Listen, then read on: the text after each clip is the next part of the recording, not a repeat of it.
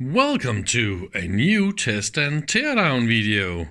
This time it's a Nixie tube voltmeter, and it can also do AC volts and ohms, so I'm probably gonna call it a multimeter, but it is supposed to be called a Solartron A203 digital voltmeter. But I think it's made by the German brand Schlumberger. You can see quite a lot of tubes in this one, but I think the first one there's only a 1 plus minus and some other kind of signs, right? And then, yeah, well, I think we're gonna get 4 digits probably. I was told this unit should work more or less, but we got let me take it like this so I can show you. We got a lot of problems with the switches. They're very, very stuck, and if I... Damn it. Yeah, but up here they work. But I think somebody cleaned them and lubricated them with some stuff that turned itself into chewing gum. Even here it's not... Okay. One is good. So how about we just do a quick power up and see if it's alive, as I was promised, and then we'll do it. Then we'll do a deep clean of the contacts and see how much is working. Oh, I really like this one. Big, hefty holder for it like that. So there's a nice angle on the table, so now you can sit and do all your cool science experiments. How nice is that, really? Okay, let's turn on mains and nothing bad happened so far. So, wow, look at that. It is definitely alive. And the Nixies are very nice and bright.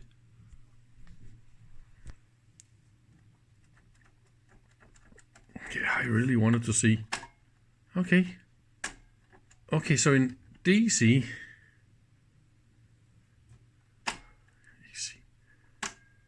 Okay.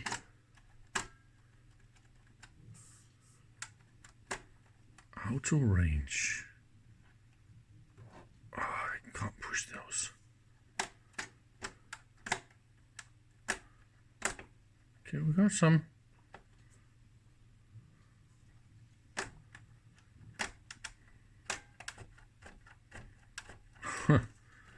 Yeah. No. Okay, here. Not a good day for the switches. And it's using 55 watts. Holy moly. I look forward to look inside. How about we just do that? I am now inside this beautiful unit. It is really well built, I must say.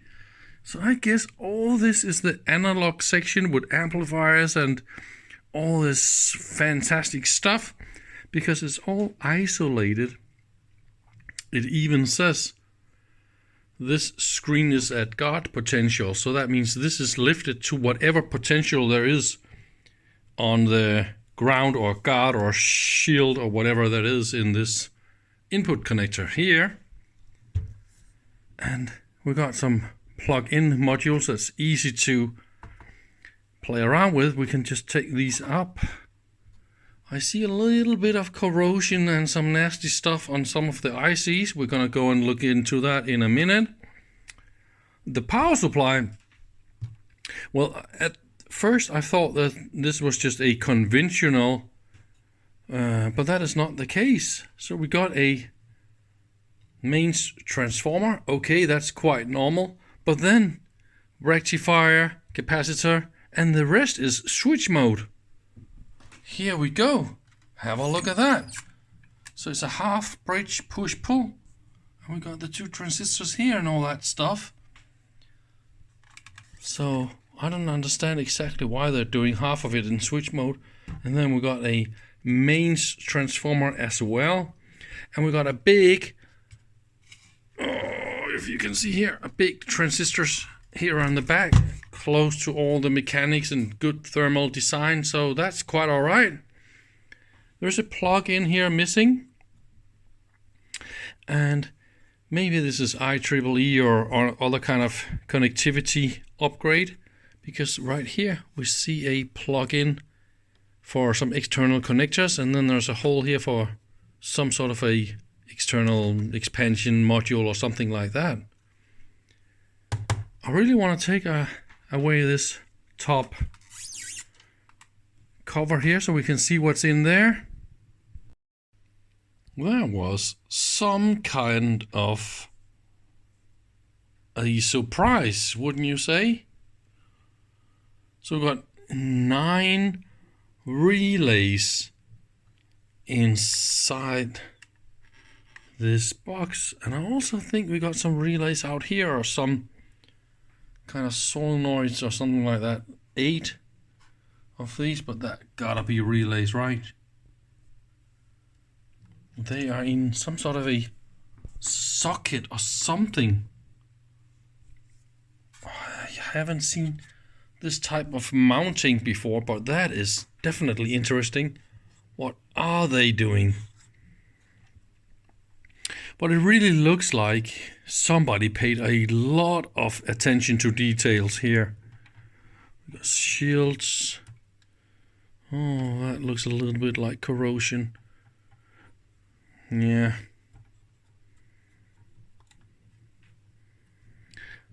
I've been Googling a little bit on the internet about this device, and some other dude just restored one of them, and he was very, very sad about some of the capacitors. They were like really, really bad.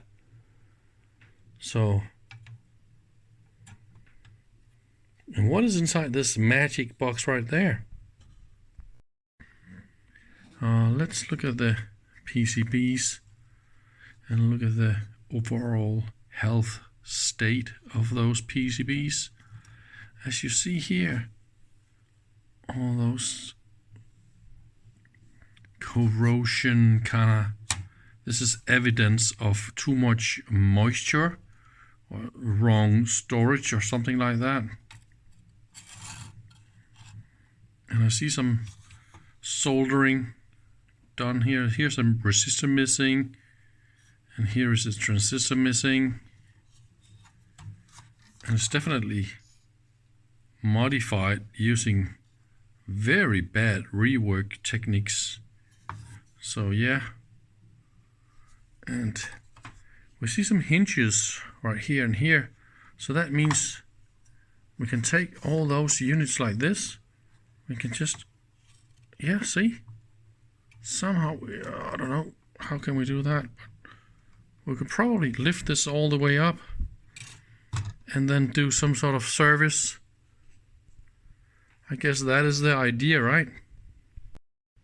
I don't know exactly what was the idea about lifting up everything like this. Maybe it is so you can access some of the other boards in here while it's powered on, while you're debugging on it or something like that. If you look at some of the components here, it's 0.1% or even 0.05%.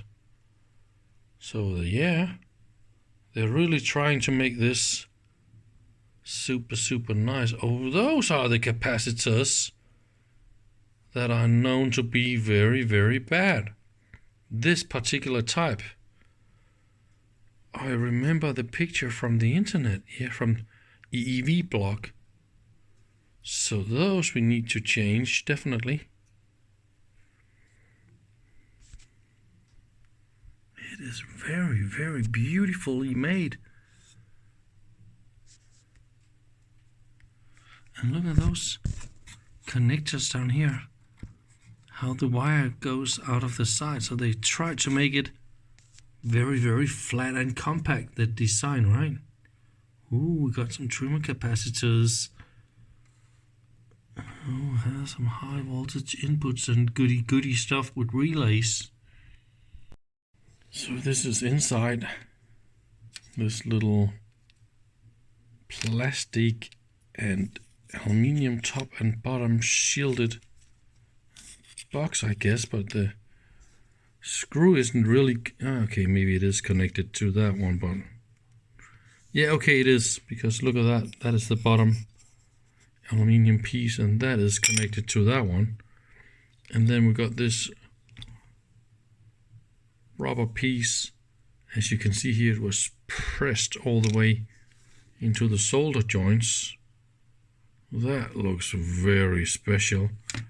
Of course, some kind of service was done to this one, changed the transistor and stuff. But if you see here at the top, ooh, you can see really bad corrosion damage. So, I mean, somebody left this outside in the rain for more than just a few days. Oh, I really hate when people do that. Look how bad the corrosion is here.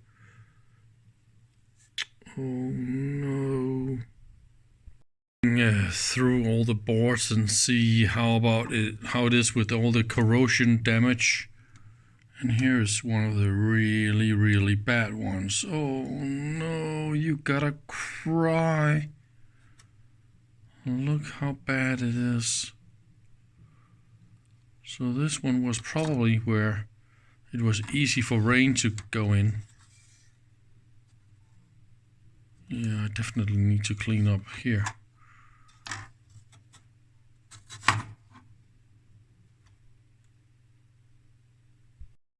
It's actually quite impressive to look at all those boards. So if you see, date codes 74, 72, something like that, right? So this is how old this unit is. Got a lot of counters and all sorts of good stuff on this board. And look at the VS. They are made with some little metal stick in like that. See?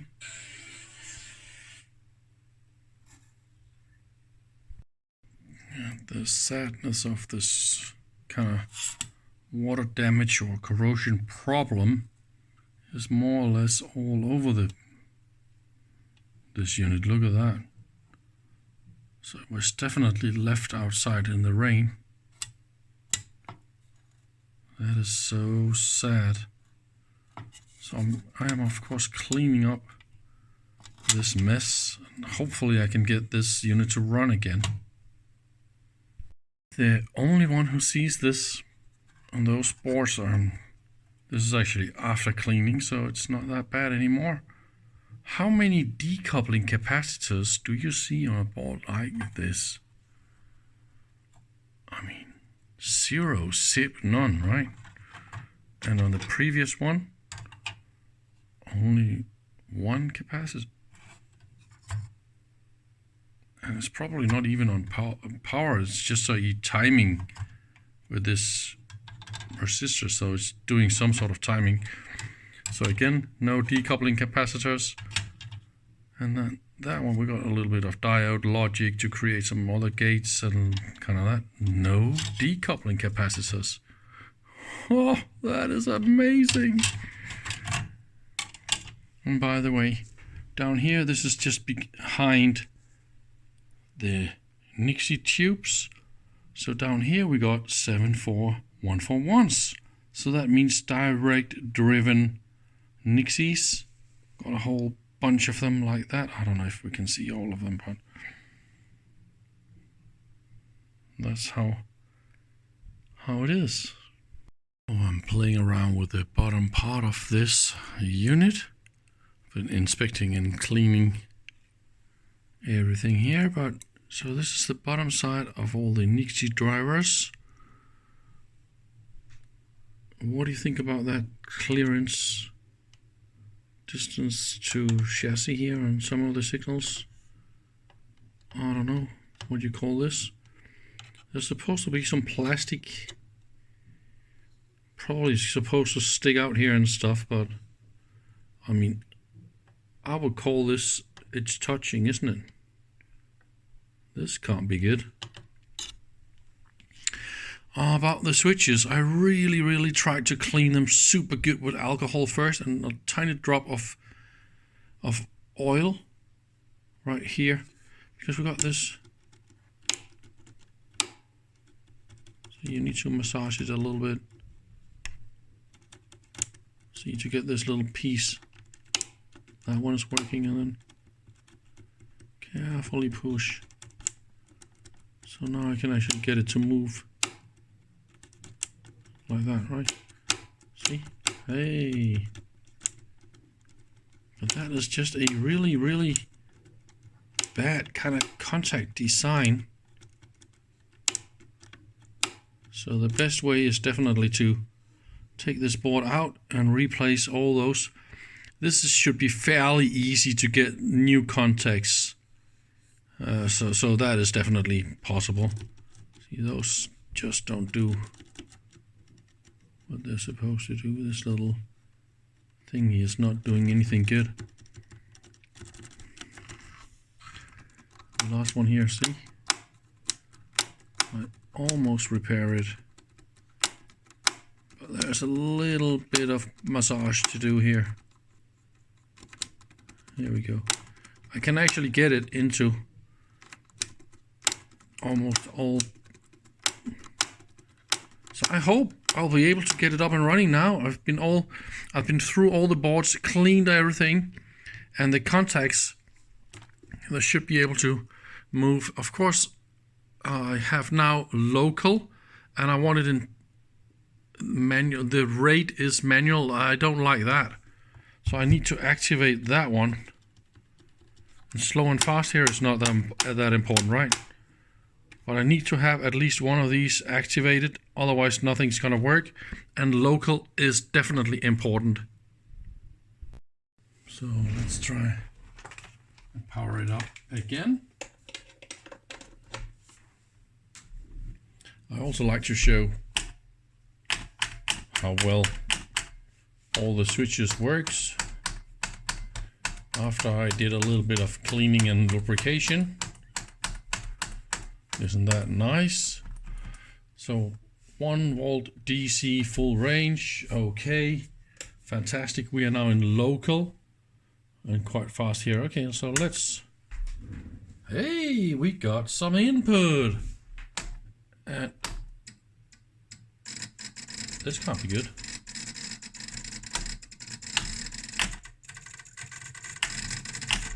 Okay, we got some relays going.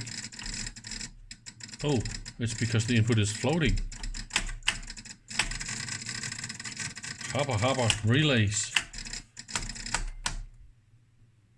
And then we're silent. How funny is that? So it's definitely a live, and we got some readings and stuff. All I have to do now is figure out what is what here, right? That is difficult.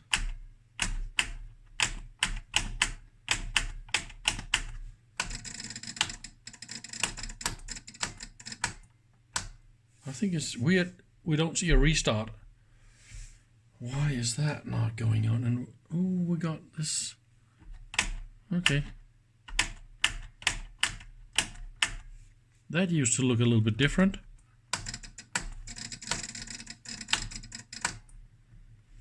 So 3818. How about we turn it off and see if it's the same, right? Aha!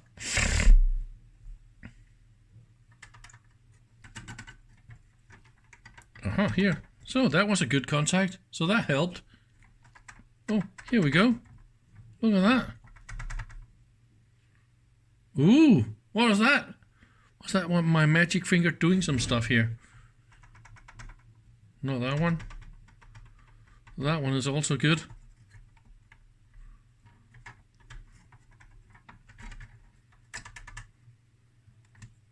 Ooh, here we go. Oh, we got, look at that. Now it's alive. So that one is the, I think we need to clean some more contacts. But they really didn't look bad. It is. It's running! Yay! Look at that! What else can we do for this thing? Now we need to figure out how to handle the input there and stuff. Yeah, so this one and that one is definitely what is. So when I'm pulling it. Alright, that's quite interesting. I'll go and play a little bit more. Oh, that wasn't too hard to figure out. So this is 24 volts. Ooh, we still got some loose connections. I just tried to put in some, just so I don't break stuff. I used two 1K resistors like that. And then I just tried all the possible combinations. So definitely, yeah, it can measure volts. The fun thing is that we got, so here's minus. Okay, so this is minus volts. I don't know how that works. So the fun thing is, if this is minus volts, why can't I change the polarity? I mean, that should be positive volts, right? How do we make it read positive volts? So this thing can only work in one way, like that. So why am I doing something absolutely wrong here when it comes to connections? I don't see that. So what if, and then it goes crazy here, right? 6 volts on that one. So it gotta be those two. But for some reason, it can only measure one way. That is weird. So if this is 1000 volts full range, 24 here. Okay, so there's a, so there's, okay, that is why. 24. So this one should be the decimal. It's not that easy to see, right? So this, the next one is 10 volts. So I need to crank down the voltage to 9.9, right? So that's what I'm doing now. Okay, 9.9.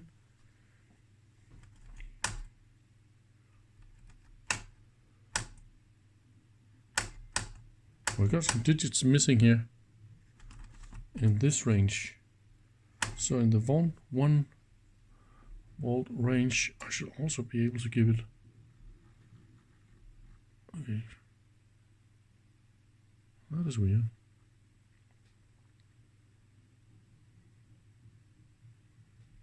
.9.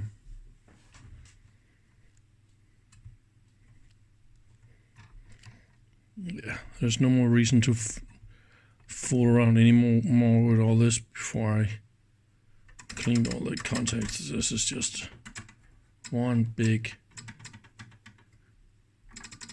Look at that. It's just absolutely unstable. But anyway, it's alive. So that was very helpful, all the cleaning of all the different boards and contacts. And now I can poke around with everything here while it's running, so it's super stable now. And what do you know? It can even measure positive and negative and all that kind of stuff. So if I take the input like I have now, I just swap the two inputs like that. What do you know? It goes negative. So that was all about cleaning all the contacts. Ha! How cool is that? So of course it works. 10 millivolts. Oh, that is interesting. So it's quite sensitive. So this is about 1.23. So this is the 10 volts range. 100 volts. Of course, it definitely needs a lot of calibration, because I mean, somebody was probably poking around in the different trimmers to try and fix errors, but now everything here is cleaned. So you see the difference, 1.2, that is correct. Oops, that should also go 1.2, right? And here it goes 1.5. So yeah, the last few digits, 1.22, and what if I swap it here?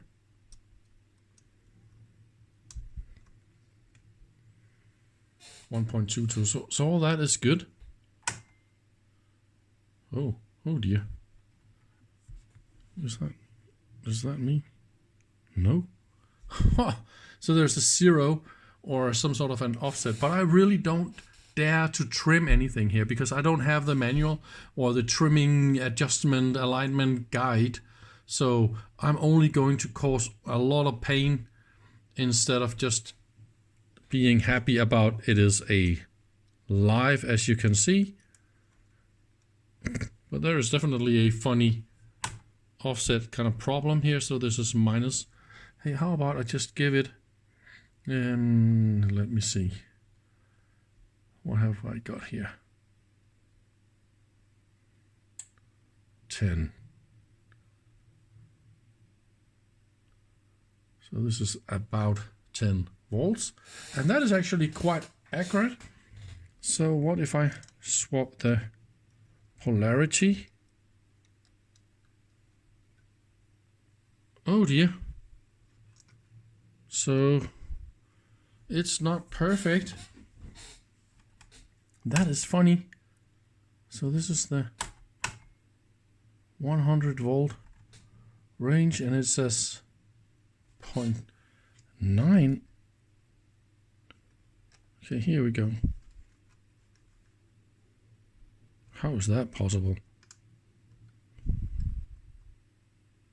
So we got a contact kind of problem. So that is probably half of the issues. Here we go, 9.7. All right, I'm not gonna bore you with any more of that kind of stuff, but it is definitely a live, and I am happy again. It was all about cleaning. I didn't change any components. I just cleaned all the contacts, all the boards, and I gave all the switches up here a little drop of oil as well. And look at that. It is moving real nice again. So thank you very much for watching.